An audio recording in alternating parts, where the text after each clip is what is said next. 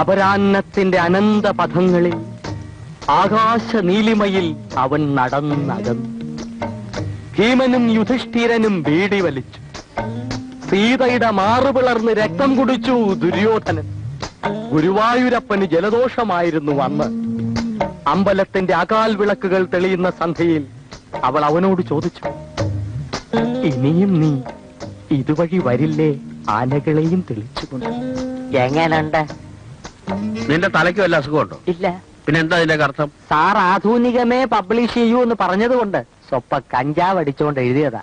കഴിഞ്ഞ തവണ പറഞ്ഞ അതേ ബോംബ് കഥ തന്നെ, സ്റ്റൈല് മാറിയപ്പോ ഇങ്ങനെ ആയിപ്പോയി.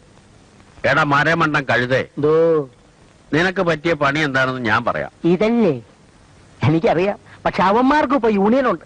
അതുകൊണ്ട് അതേ സ്റ്റാറ്റസ് ഉള്ള വേറൊരു പണി ഞാൻ നോക്കി. ഒന്നുകിൽ ഒരു എഡിറ്റർ ആകുക, ഇല്ലെങ്കിൽ ഒരു സാഹിത്യകാരനാകുക.